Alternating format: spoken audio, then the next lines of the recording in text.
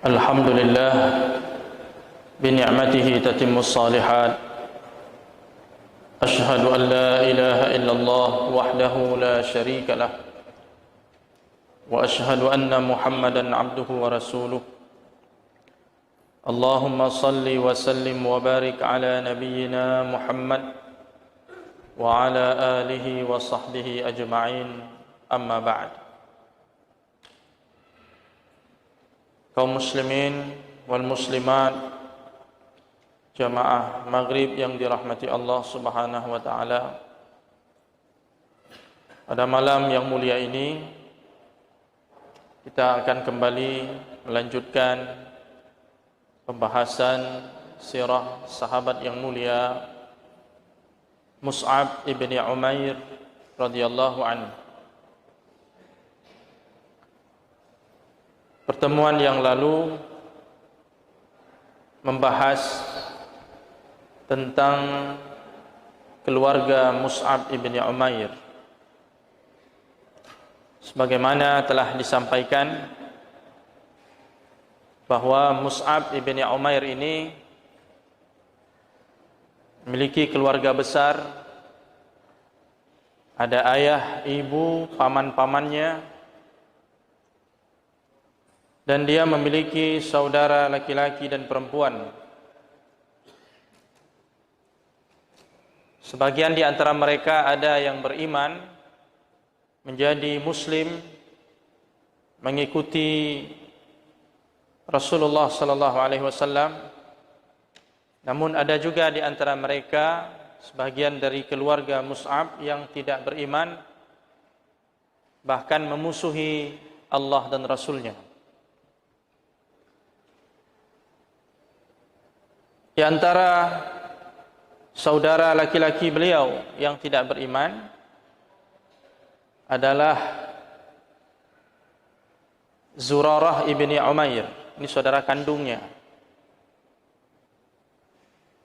Bahkan Zurarah ini ikut dalam perang Badar, di mana dia berada di pihak kaum musyrikin, sementara Mus'ab berada di pihak kaum muslimin. Jadi dalam perang hebat itu, perang Badar, bertemu antara abang dengan adik pada kubu yang berbeda. Sampai Zurarah ibni Umair ini menjadi tawanan perang untuk kaum muslimin. Begitu juga dengan saudaranya yang satu lagi, namanya Yazid ibni Umair. Yazid ibn Umair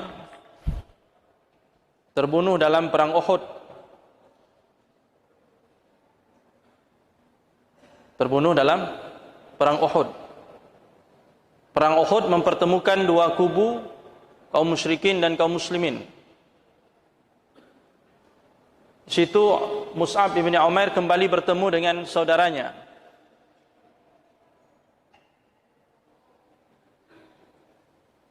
Mereka diikat dengan tali hubungan kekeluargaan, namun tali ukhuwah itu lebih kuat dan berada di atas segala-galanya. Sehingga sebagian ahli tafsir ketika menafsirkan Al-Quran surah Al-Mujadilah ayat 22, itu mereka mengaitkan ayat itu dengan sikap Mus'ab ibn Umair. Allah Subhanahu wa taala berfirman dalam ayat tersebut, A'udzu billahi minasyaitonir rajim. La tajidu qauman yu'minuna billahi wal yawmil akhir yuwadduna man haddallaha wa rasulahu walau kanu aba'ahum aw abna'ahum aw ikhwanahum aw ashiratahum ulaika kataba fi qulubihimul iman wa ayyadahum bi ruhim minhu wa yudkhiluhum jannatin tajri min tahtiha al-anhar khalidina fiha radhiyallahu anhum wa radu anhu ulaika hizbullah, ala inna hizballahi humul muflihun. Yang artinya lebih kurang, kamu tidak mendapati suatu kaum yang beriman kepada Allah dan hari akhirat. Jadi suatu kaum yang beriman kepada Allah dan hari akhirat tidak akan berkasih sayang dengan orang-orang yang menentang Allah dan Rasulnya. Jadi orang yang beriman itu, salah satu ciri mereka, tidak mau mereka menjalin hubungan baik dengan orang-orang yang menentang Allah dan Rasulnya. Meskipun mereka itu adalah ayah-ayah mereka, meskipun yang menentang itu adalah ayah-ayah mereka, atau anak-anak mereka, atau saudara-saudara mereka, atau keluarga dekat mereka.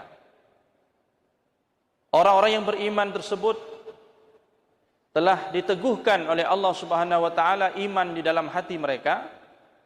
Kemudian Allah menolong mereka dengan pertolongannya, dan Allah akan memasukkan mereka ke dalam surga yang mengalir di bawahnya sungai-sungai.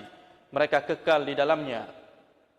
Allah meridai mereka dan mereka puas dengan karunia Allah. Mereka itulah golongan Allah Subhanahu wa taala. Sesungguhnya golongan Allah adalah orang-orang yang akan memperoleh kemenangan dan keberuntungan. Sebagian ahli tafsir mengatakan salah satu atau salah seorang yang masuk dalam pemberitaan ayat tersebut adalah Mus'ab ibni Umair. Kenapa? Karena dalam perang Uhud dia berperang melawan saudaranya yang bernama Yazid ibni Umair. Satu pendapat mengatakan Ubaid ibni Umair dalam perang Uhud. Jadi dia bertemu dengan saudaranya sendiri berperang sampai saudaranya itu terbunuh dalam perang tersebut dan Mus'ab pun terbunuh di dalamnya. Jadi kalau kita membaca sirah para sahabat, kita akan menemukan bahwa mereka itu betul-betul memberikan loyalitas mereka itu kepada Allah dan Rasulnya, meskipun mereka harus berhadapan dengan orang-orang yang selama ini mereka cintai, dengan ayah mereka, anak mereka. Abu Bakar Siddiq bertemu dengan anaknya dalam perang pada barisan dan kubu yang berbeda. Sa'ad bin Abi Waqqas juga demikian, bertemu dengan ayahnya. Begitulah. Keponakan bertemu dengan pamannya. Ali bin Abi Thalib ketemu dengan Abbas. Abbas di pihak kaum musyrikin, Ali di pihak kaum muslimin. Hamzah ketemu dengan abangnya, atau adiknya. Hamzah bersama Rasulullah, Abbas bersama kaum musyrikin. Begitulah keadaan mereka. Jadi tidak ada tawar-menawar. Mungkin masih segar dalam ingatan kita kisah tokoh munafik yang ada di Madinah, Abdullah bin Ubay bin Salul, yang sangat memusuhi Rasulullah sallallahu alaihi wasallam. Anak dari tokoh munafik ini sangat mencintai Rasulullah sallallahu alaihi wasallam. Sahabat Nabi yang mulia dan setia. Sampai-sampai si anak pernah datang kepada Nabi sallallahu alaihi wasallam menawarkan diri, "Ya Rasulullah, izinkan saya membunuh ayah saya." Karena dia tahu ayahnya itu munafik, memusuhi Nabi sallallahu alaihi wasallam. Dia minta izin agar dia membunuh ayahnya. Padahal si anak ini pernah mengatakan, "Demi Allah, di Madinah ini orang yang paling berbakti kepada orang tua adalah saya. Sampai-sampai saya tidak pernah berani melihat wajah ayah saya karena saya begitu memuliakannya." Si anak tidak pernah melihat wajah ayahnya karena ta'zim, hormat sekali dengan ayah. Tapi ketika kepadanya dihadapkan dua pilihan, memilih ayah atau memilih Rasulullah, maka tidak ada tawar-menawar. Keimanannya yang sungguh-sungguh menggiring dia untuk memilih Rasulullah sallallahu alaihi wasallam, bahkan dia bertekad ingin membunuh ayahnya. Untung saja waktu itu Nabi sallallahu alaihi wasallam tidak mengizinkan. Jadi jangan sampai nanti ada orang yang mengatakan Muhammad membunuh sahabat-sahabatnya. Karena kaum munafikin ini kan posisinya seperti memposisikan diri mereka seperti sahabat Nabi. Walaupun mereka berpura-pura bersama Rasulullah, salat berjamaah bersama para sahabat, bersama kaum muslimin yang lain, walaupun mereka adalah duri dalam perjuangan Islam. Rasulullah memiliki satu strategi kebijaksanaan, beliau tidak membunuh orang-orang munafik itu karena dikhawatirkan nanti akan muncul satu kesan bahwa Muhammad itu membunuh sahabat-sahabatnya. Orang-orang yang bersama Muhammad itu tidak aman. Jadi ini mungkin akan memberikan citra buruk dan akan menghalangi orang dari memeluk Islam dan berhijrah kepada Nabi sallallahu alaihi wasallam. Hadirin sekalian yang dirahmati Allah Subhanahu wa taala, selain Mus'ab ibn Umair memiliki saudara-saudara laki-laki, beliau juga memiliki saudara perempuan.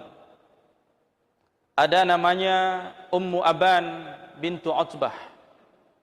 Ini saudari beliau seibu ya, satu ibu. Aban bintu Utbah, bibi dari Muawiyah bin Abi Sufyan. Jadi antara mereka ini ada terkaitan satu sama lain. Ya, secara nasab ada hubungan rahim. Pernah tinggal di Syam bersama suaminya bernama Aban bin Sa'id ibn al-As. Kemudian suaminya terbunuh dalam peristiwa Ajnadain. Ummu Aban kemudian kembali ke Madinah. Saudari dari Mus'ab bin Umair kembali ke Madinah. Kemudian dikhitbah oleh Umar, oleh Ali, oleh Zubair dan Talha. Ada 4 pendekar mengkhitbah seorang wanita bernama Aban bintu Utbah ini, radhiyallahu anha. Beliau seorang muslimah. Dikhitbah oleh Umar, Ali, Zubair dan Talha. Namun beliau memilih Talha sebagai pasangan hidupnya, sebagai suaminya. Menikah dengan Talha, sahabat yang sudah pernah kita jelaskan sirahnya. Lahir anak namanya Ya'qub, Ishaq dan lain-lain. Kemudian yang kedua, Ummu Syaibah bintu Umair. Ini saudara perempuan Mus'ab seayah. Ummu Syaibah bintu Umair. Dinikahi oleh Hajjaj ibn Ilat As-Sulami radhiyallahu anhu. Hajjaj ini punya kisah atau cerita. Dia Islam ketika terjadi peristiwa Khaybar. Kemudian beliau minta izin kepada Nabi SAW untuk datang ke Mekah, mengambil hartanya yang tertinggal di Mekah bersama istrinya, yaitu Ummu Syaibah binti Umair. Kemudian Rasulullah SAW mengizinkannya untuk kembali ke Mekah dan mengambil harta yang tertinggal di sana bersama istrinya, yaitu Ummu Syaibah bintu Umair. Kemudian yang ketiga, Ummu Jamil bintu Umair. Nama aslinya Hindun. Ini juga saudari dari Mus'ab ibn Umair, saudara seayah. Dinikahi oleh Utsman ibn Talhah radhiyallahu anhu. Orang yang pernah diserahkan kunci Ka'bah oleh Rasulullah sallallahu alaihi wasallam. Kemudian lahir anak namanya Syaibah dan Wahab. Nah, demikian sekelumit kisah tentang keluarga Mus'ab ibn Umair dari ayah, ibu, saudara dan saudari beliau. Di antara mereka ada yang Islam, tapi banyak di antara keluarganya yang tidak pernah menjadi seorang muslim. Jadi tantangan yang dihadapi oleh Mus'ab ini tidak hanya dari kaumnya, tapi juga dari keluarga-keluarga dekatnya.